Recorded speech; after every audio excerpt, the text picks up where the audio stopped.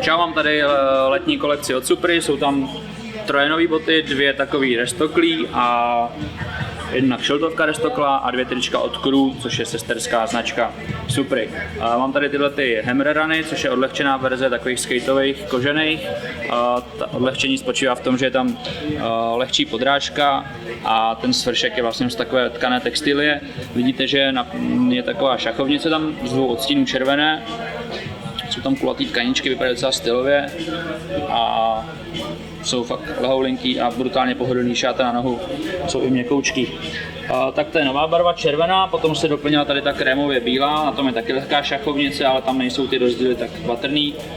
Tady ty detaily jsou vlastně ze semiše, kolem kaníček. Dále jsme doplnili tyhle ty Noisy, což je podobný model, akorát je takový víc futuristický vypřídě, má trošku vyšší tu mezipodeše, která se trošku svažuje. Ten svršek je taky prodyšnej a předek je ještě takhle zpevněný vlastně koženkou. A jsou tady ještě pár takových detailů. Vlastně ten předek je odzdušněný a tady ten zadek už je jako z kůže.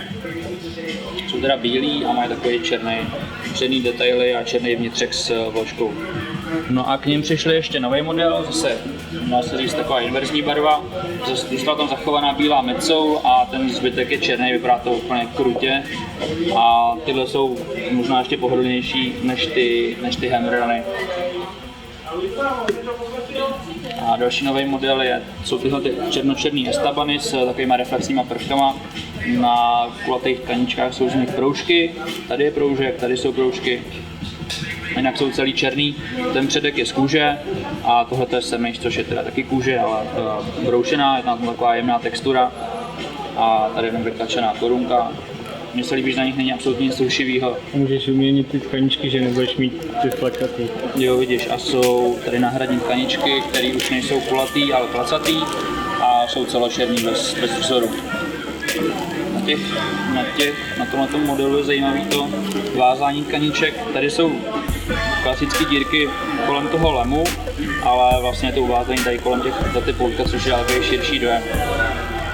Možná kdybych tam dával ty placatý, tak je dám tady sem, ale otázka, jak bude vypadat tohleto volný. Spíš je to, ty tkaničky jsou udělané určitě na tady ty očka spíš. Takže takový mid-top od Supry, hodně oblíbený model. Potom přišla jedna kšiltovka, kterou jsme asi kdysi měli, celá černá s bílou korunkou, má takový ten kulatější kšilt, vypadá skvěle, když se zvohne a spodek kšiltu je s medaborovým printem, vypadá to úplně luxusně, ale je to skvělý.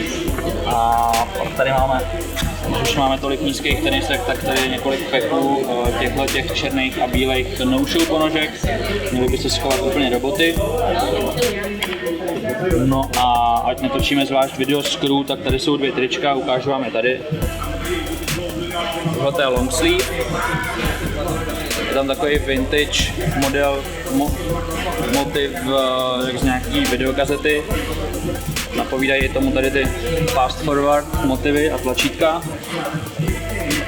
To je například na rukávech, fast forward. A vzadu je takovýhle rozostřený screen z nějaké videokazety.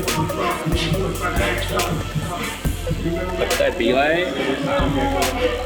A černý už je s krátkým a tady je zase takový kulatý motiv se štírem Untouchable. Nevím, jestli je to nějaký kolabo. Oni těch kolab dělají dost, ale s takovýma neznámýma uskupeníma z LA.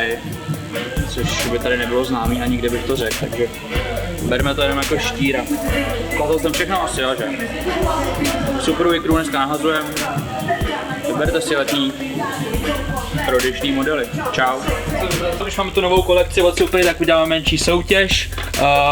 Pokud chcete a máte velikost US 9 a chcete jedny z těch 3 modelů, a napište mi do komentáře, který model od Supry je váš nejoblíbenější a vybereme 3 z vás, který dostanou běž tyhle 3 modely a jsme na světle, tak vám je ukážu. Jsou to tyhle Midnight Navy Bleakery s gum podrážkou, jsou to tyhle černo-bílý Noisy a jsou to tyhle semišově šedý skytopy. Tak jo, pište do komentáře váš nejoblíbenější model. Čus!